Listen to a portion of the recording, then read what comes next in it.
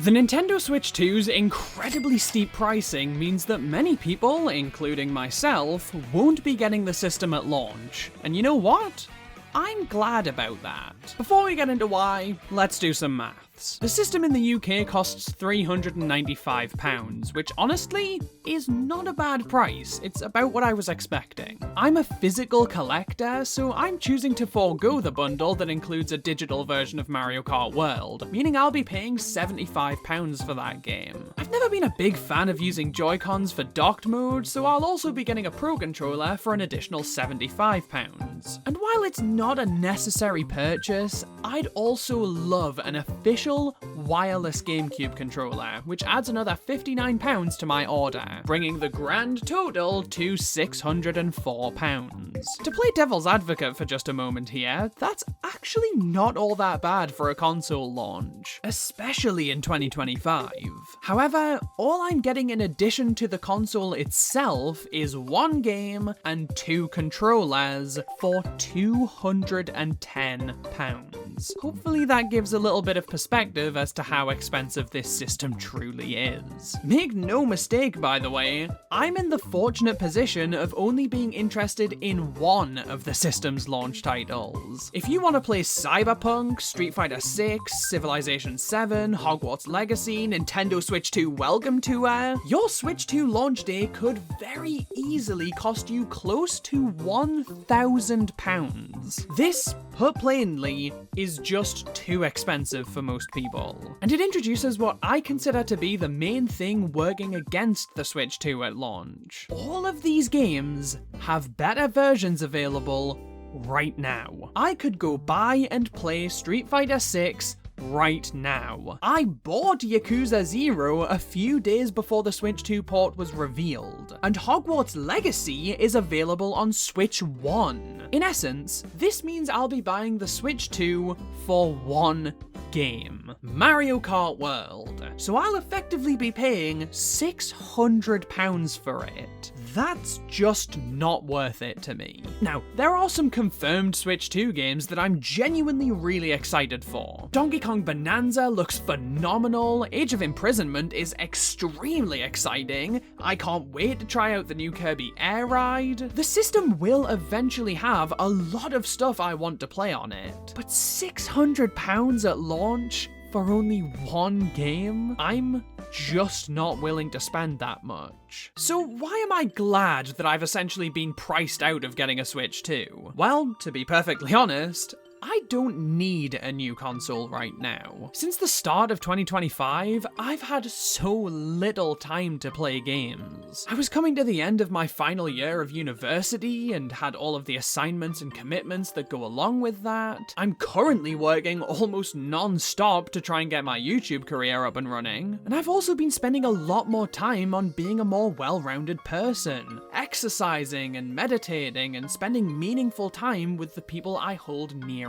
and dearest. And with all of those things going on, I've really struggled to fit gaming into my life. Outside of capturing gameplay, playing games takes up less than 2 hours of my entire week.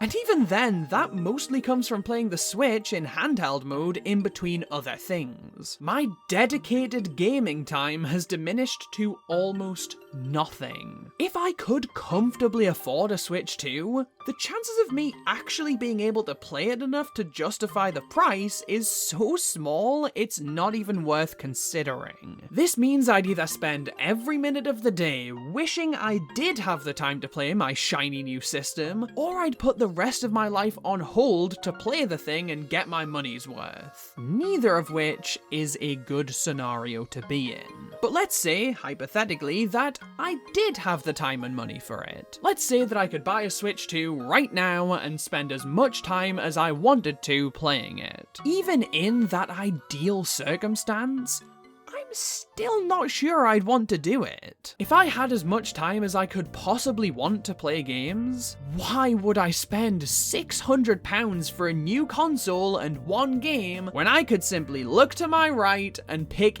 any of these games to work through. I've been collecting games for 5 years now, and in that time, I have accumulated more of them than I've had time to get through. Of the 26 PlayStation 4 games I've amassed in that time, I've only beaten 3 of them. I got this system 3 years ago, and I've only been able to get through Five Nights at Freddy's Security Breach, Bug Snacks, and Stray. I have 23 other PS4 games that I have not so much as touched. And that's only accounting for PS4. If we factor in Xbox One, Wii U, Game Boy Advance, N64, hell, even just the original Switch, there are still dozens upon dozens of games that I have not played yet. So why would I spend £600 on a brand new console when I could play any of those other games? And the thing is, it's not as if I don't really want to play through any of these games I have. No, I am dying to get through them. There are countless games in my collection that I cannot wait to finally play through. And it just does not make sense for me to get a Switch 2 when I'm already so excited for the opportunity to play through those other games. My dad and I have recently been watching The Last of Us TV show, and I've been left with an unfathomable desire to finally play through those games. I've recently beaten Pokemon Legends Arceus for the first time, and now, for the first time in my entire life, I've found myself desperate to play through some of the older Pokemon games, make my way through the series, and see if I can finally understand the hype.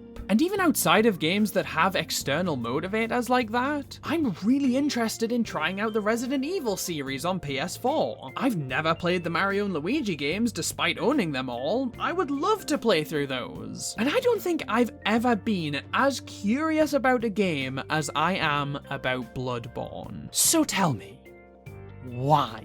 Why would I spend £600 on a Nintendo Switch 2 when I have all of these games right here?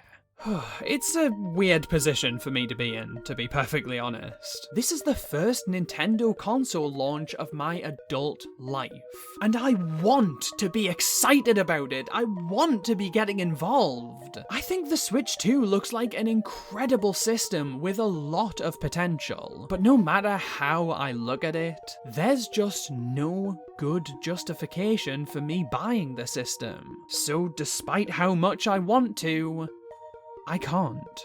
I won't. And sure, I'll be sad that I'm not playing Mario Kart World, but at the same time, there are so many other Mario games that I could be experiencing for the first time. I'm gutted that I won't be playing Donkey Kong Bonanza, but I still haven't played Donkey Kong Country 3, Donkey Kong 64, or any of the Donkey Kong games between those and the new Country games. I don't want to miss out on Kirby Air Riders, but when I've only beaten 4 Kirby games, I'll have plenty to fill that void. So, I'm glad that the Switch 2 is expensive.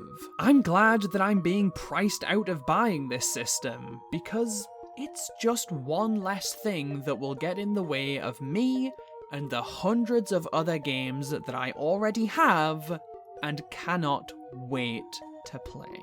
If you also find yourself wanting to prioritize playing through your current collection of games instead of spending absurd amounts of money on the Switch 2, you need to learn how to tackle your backlog as effectively as possible, which is something I discuss at length in the video on screen now.